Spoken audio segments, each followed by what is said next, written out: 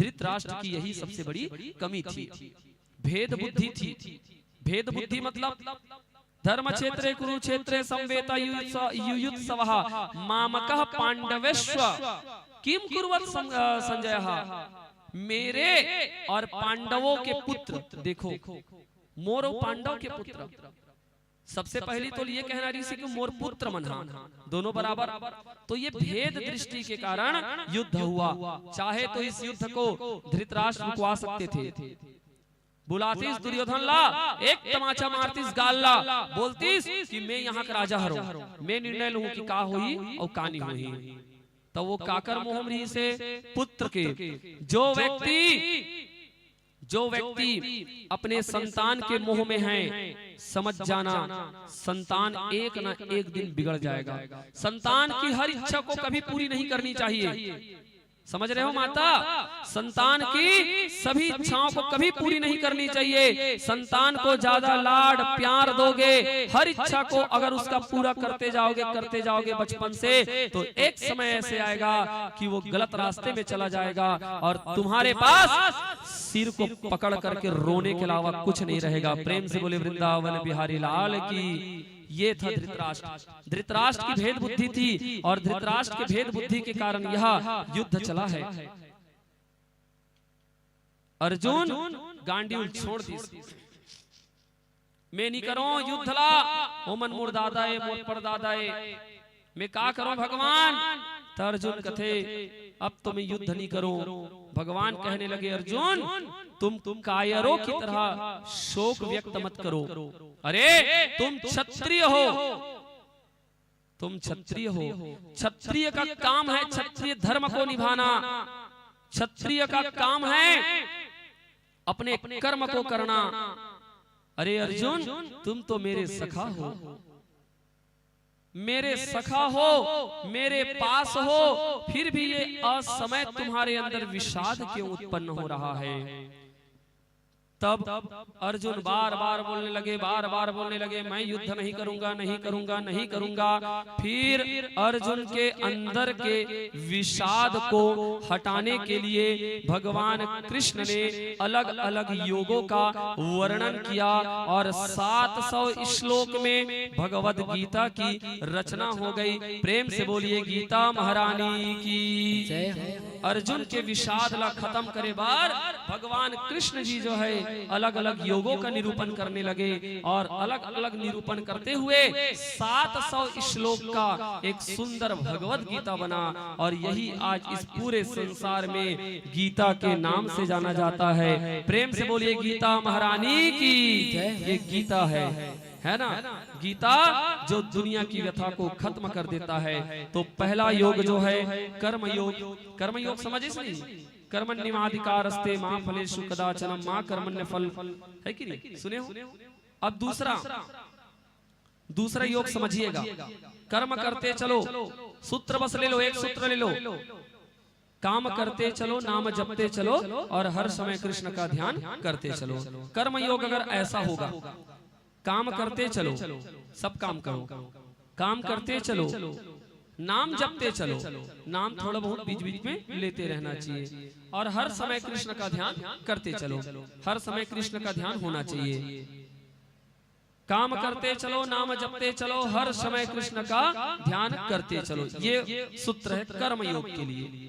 इसी से सुंदर सांख्य योग का वर्णन हुआ। सांख्य योग का है मैया, सांख्य योग में संक्षिप्त में बताया था, दूसरा अध्याय बताया है सांख्य योग। सांख्य योग क्या है?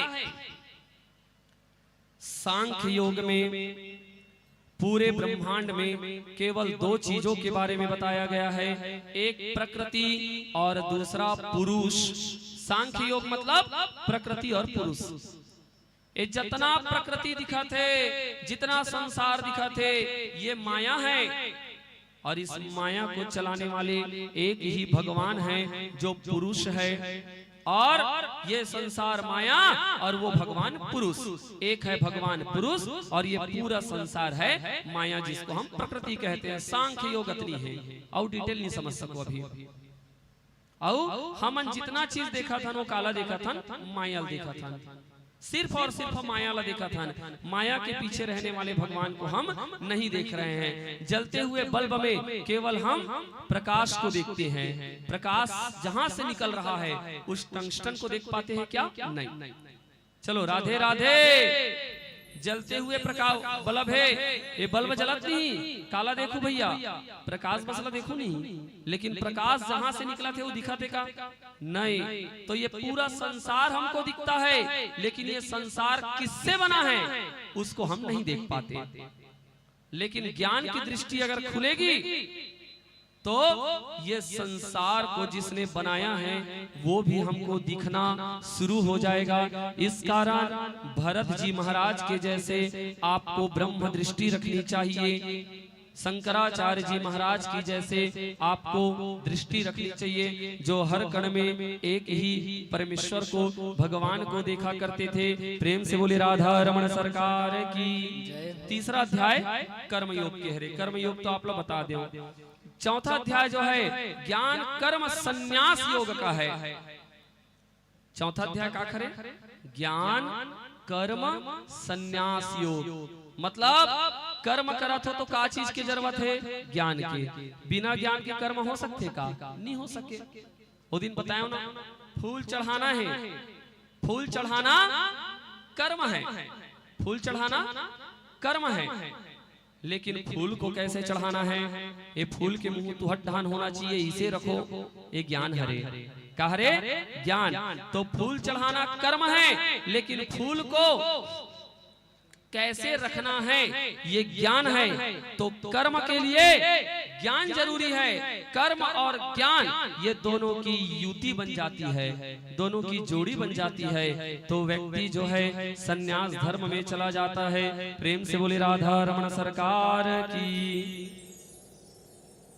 इसी पांचवा योग में कर्म संन्यास योग है, कर्म करिए संन्यास मिलेगा। छठवा योग में आत्म संयम योग है। दुनिया में मनुष्य कर हर चीज है, लेकिन संयम नहीं है। नहीं राधे राधे। संयम काकरो कर नहीं है। आगे हो मैं कौन से अध्याय में आगे हो? मैं आगे हूं मैया छठवा अध्याय में। संयम तुहरो मन कर मोल नहीं दिखा थे। आत्म संयम योग नामक छठवा अध्याय। संयम तुहरो कर नहीं दिखा थे। कब महाराज की गीता खत्म हुई, कब हवन करबो, कब भंडारा खाबो। राधे राधे है कि नहीं? गर्मी दिन में पटवा भाजी का मजा कुछ है। तेकरे सती पूरा पटवा भाजी चूरा थे, है कि नहीं? जोशी लमती समर रेवा मामा मन घलो का आगे वाला भैया मन हा ता पटवा भाजी मिली, है कि नहीं? पटवा भाजी मिली, चिंता मत करो, संयम रखो। जीवन में व्यक्ति को संयम नहीं है। जिसके अंदर संयम है वो व्यक्ति जो है वो बहुत सुख में है, खुश है। और जिसके अंदर संयम नहीं है वो केवल और केवल तड़प रहे हैं। योगी मन का कहे है?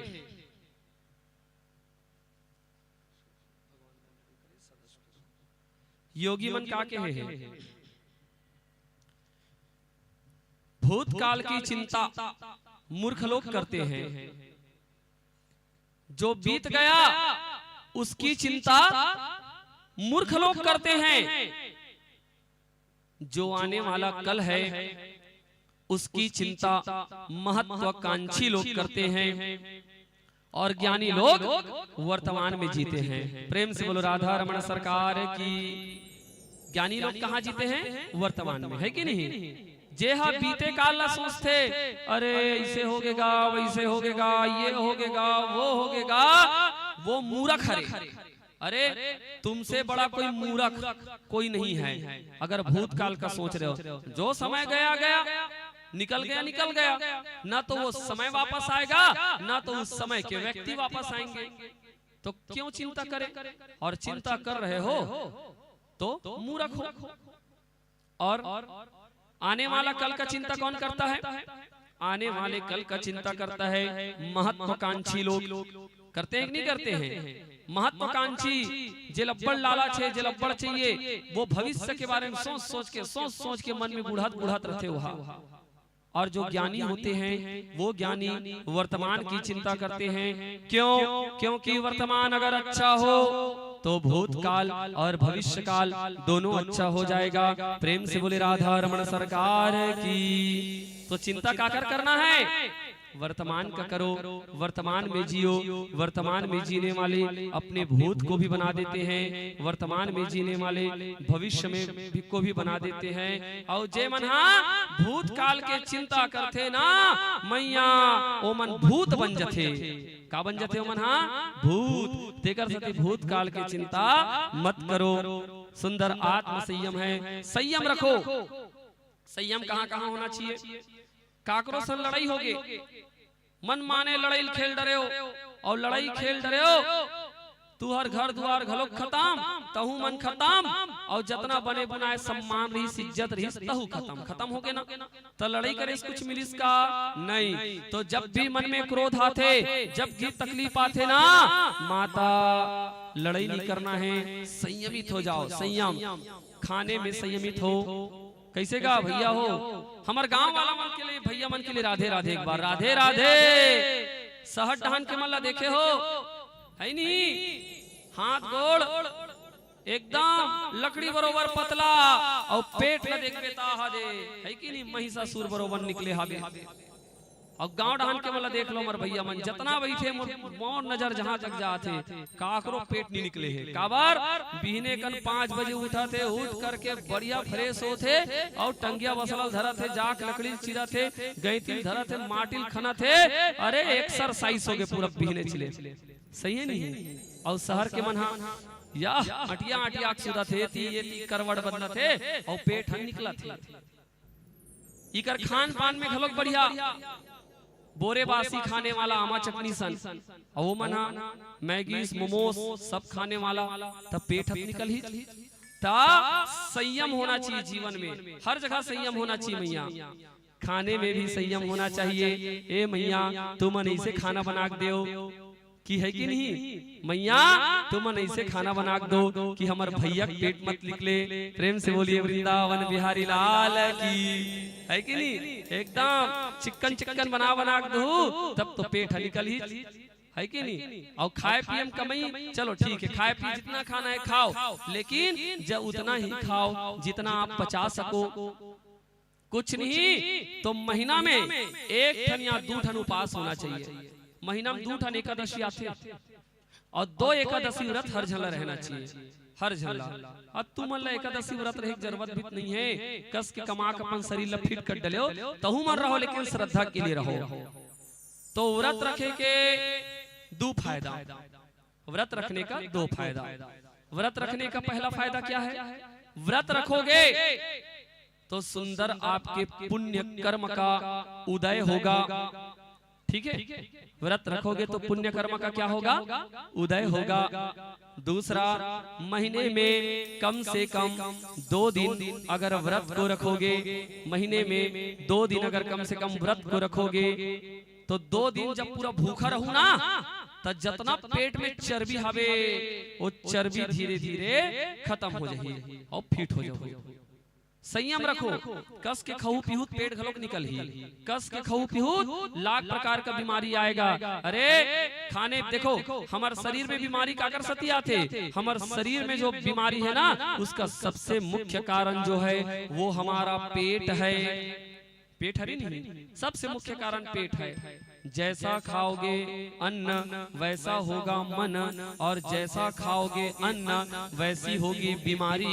इस कारण जितना ज्यादा भोजन करोगे उतना ज्यादा आप तकलीफ में रहोगे। कितना खाना चाहिए, खायल बैठे हो और 1 घाव डकार आगे नहीं, समझ जाओ जितना हमारे शरीर ला चाहिए वो खत्म हो गए। मतलब 1 घाव पहली डकार आगे मतलब ओके हमारे शरीर में जितना आवश्यकता है भोजन के उतना मात्रा पहुंच गए, ओके हो गए।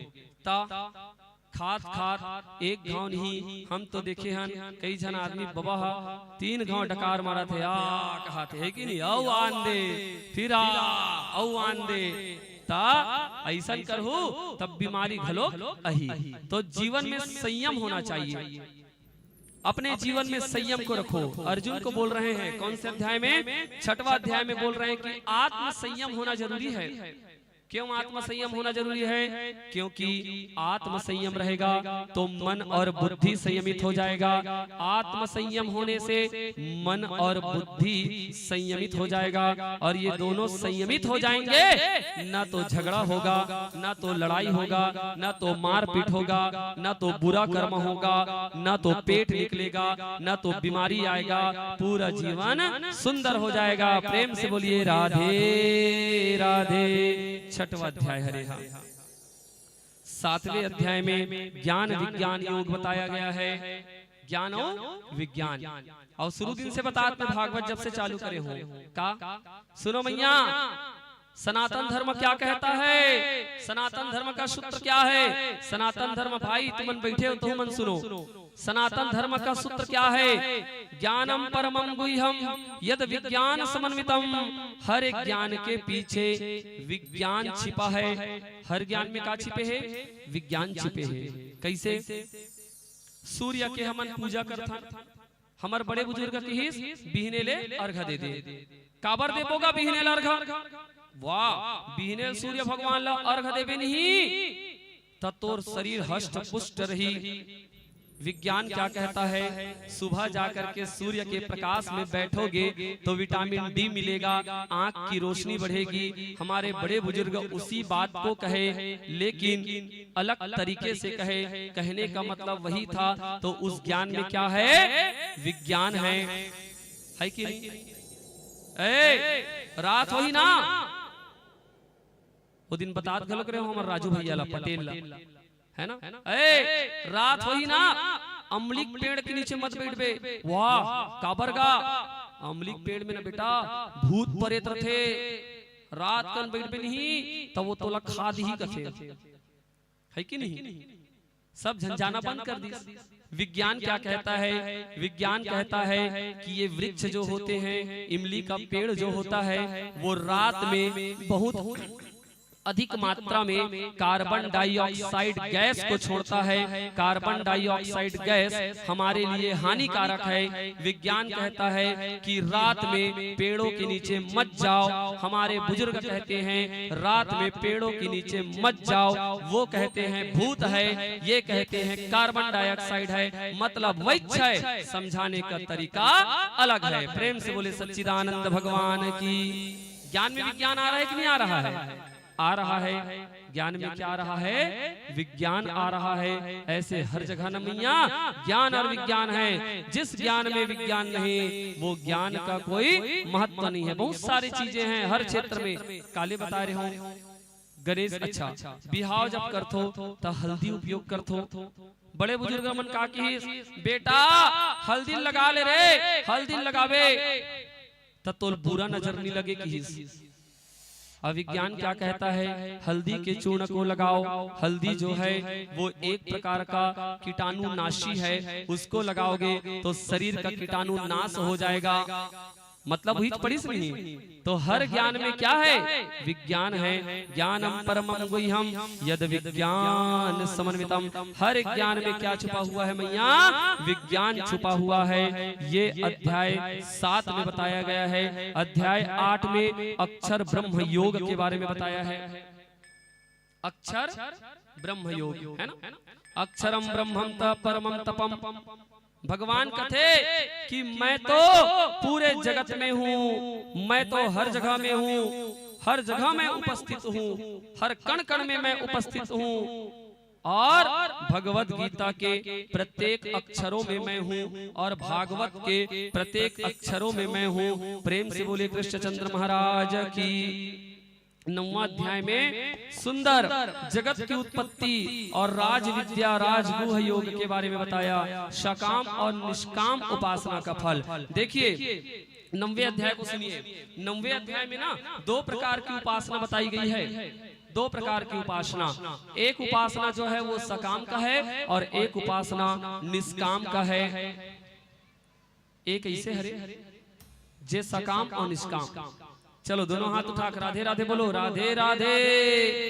चलो बताओ मैया, जब भी तू मन मंदिर में जातो, जब भी तू मन मंदिर में जातो, एक ठन फूल ला माता जी कर धर के खड़े हो जातो।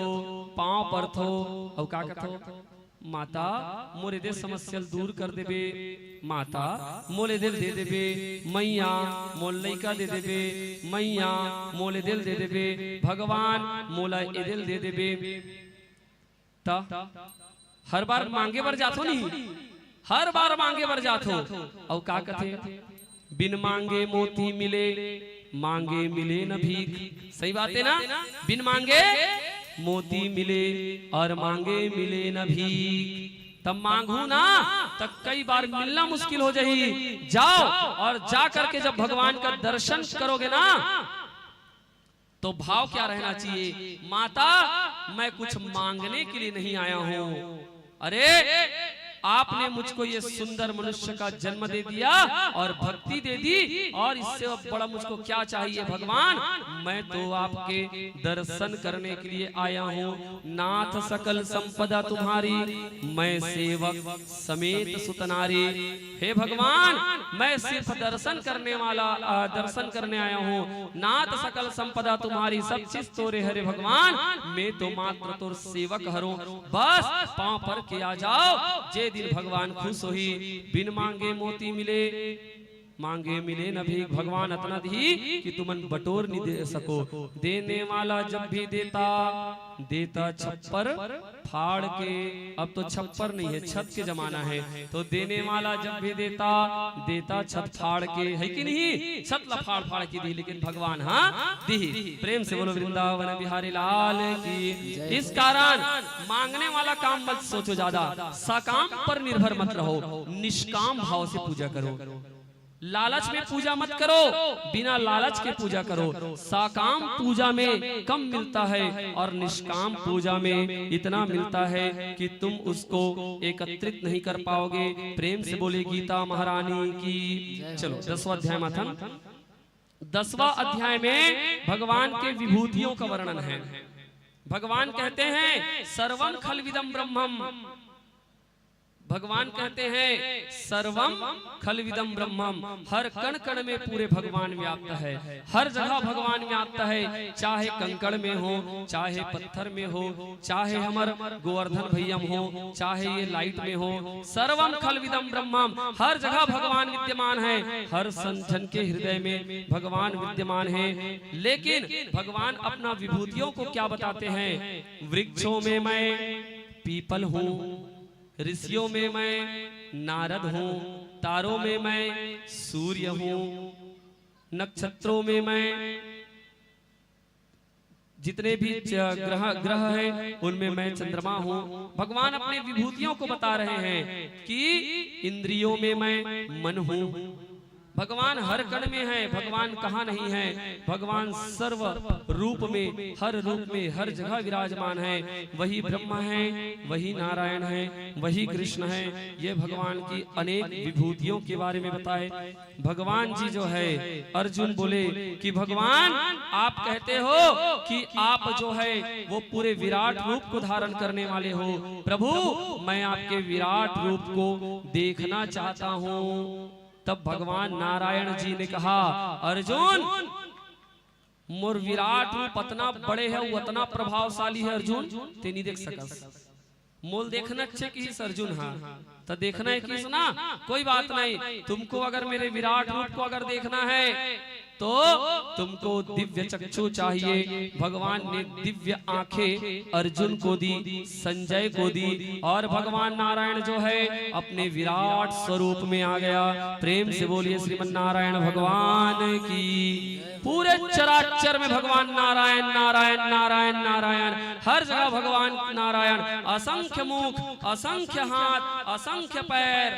भगवान नारायण जो है वो सर्वत्र व्याप्त हो गए, हरि व्यापक सर्वत्र समाना। भगवान ने विराट रूप का दर्शन दिया और अर्जुन ना वो विराट रूप ला देख के थरथरा गए। भगवान मैं तो ये विराट रूप ला नहीं देख सकूं। तब भगवान हाँ शुक्लांबरधरम देवम शशिवर्णम चतुर्भुजम प्रसन्नवदनम ध्यायेत सर्वविघ्नोपशांतये। भगवान विराट रूप के बाद सुंदर चतुर्भुजी रूप में दर्शन देते हैं। शंखम चक्रम पदम, भगवान जो है शंख चक्र पद्म और गदा इन चारों चीजों को धारण करने वाले हैं। शुक्लांबरधरम देवम शशिवर्णम चतुर्भुजम, भगवान सुंदर चतुर्भुजी रूप में दर्शन देते हैं। प्रेम से बोलिए श्री हरि भगवान की, वृंदावन बिहारी लाल की, दोनों हाथ उठा के राधे राधे। तो 10वां अध्याय में नमैया, 11वां अध्याय में सुंदर भगवान जो है वो अपने विराट स्वरूप का दर्शन देते हैं। और 12वें अध्याय में अर्जुन जब भगवान को देखते हैं तो अर्जुन के अंदर भक्ति उत्पन्न होती है। और भगवान सुंदर 12वें अध्याय में भक्ति योग का वर्णन करते हैं। प्रेम से बोली भक्तवत्सल भगवान की। भागवत में सब बता डले हो, बस ओकर सार सारा चलत। भक्ति योग क्या है? भक्त बड़कन भक्त कथा बताओ हो, है कि नहीं? चाहे ध्रुव हो, चाहे भक्त प्रहलाद हो, चाहे वृत्तासुर हो, भक्त मन के कथा रीस नहीं। और भक्ति योग के लिए एक सूत्र भी दे रहे हो तुम अल्लाह में, हाँ का भक्तिहीन बिनो सब सुख ऐसे, लवन बिना बहो बिंजुन जैसे, पटवा भाजी में बढ़िया लाल मिर्चा डरही, और अच्छा से बनही पटवा भाजीला, और नमक नहीं डाली हमर रेवा मामा हाँ, तो मजा ही नहीं आए। राधे राधे बोलो, राधे राधे, है कि नहीं? का सुंदर पटवा भाजी बनही। अब एकदम लाल मिर्चक फोरन लदीगा, और लाल मिर्चक फोरन दे के बाद ओम सबोल डारही, और नमक लगर हमर मामा नहीं डाल दी, तो जितना खवैया मन है सब कहो का हैगा मजा नहीं आगा। साग नमक नहीं है, एको कनिक नमक नहीं लगिसगा, है कि नहीं? एको कनिक नमक नहीं लगिसगा। काली हमन जब खायल बैठे रहे नहीं महाराज सन, तो हमार दाल में नमक नहीं रही से, है कि नहीं? कम हो गए नमक या नहीं रही, पता नहीं, धोखा भुला गई सो हमार बेटी डाले बा, ता हमार मन की हिम्मत नहीं होता है नमक मांगे के। काबर हिम्मत नहीं होता है? आखिरी दिन हरे हमारा आज, है कि नहीं? और कबो दाल में नमक कम हो गए कि के तो मन मत कही दे, इतना दिन ले खाओ महाराज, नमक नहीं लगी इसका इसे की के। प्रेम से बोली राधा रमन सरकार की, है कि नहीं? तो जैसे भोजन में नमक की जरूरत है, जैसे हमार साग भाजी साग में नमक की जरूरत है, उसी प्रकार से जीवन में अगर नमक नहीं है, जीवन में अगर भक्ति नहीं है, तो ये जीवन कोई काम का नहीं है अर्जुन, है कि नहीं? भक्तिहीन बिनु सब सुख ऐसे, लवन बिना बहो बिंजुन जैसे। लवन के बिना भोजन अधूरा है, उसी तरह से हमारा जीवन जो है भक्ति के बिना अधूरा है। ये 12वां अध्याय है। बताया जो 18 दिन लगी, किठन अध्याय गीता में 18 दिन लगी मैया में गीता महारानी धर के बैठे हो, और जो जो आप जरूरत है में वही वही चीज ला परसत हो, बस, है कि नहीं? अब पूरा डिटेल करूँ नहीं, तब तो ये मान लो 18 दिन भी खत्म हो जाए, लेकिन मैं गीता नहीं बोल सकूं, इतना डिटेल है भगवत गीता, है कि नहीं?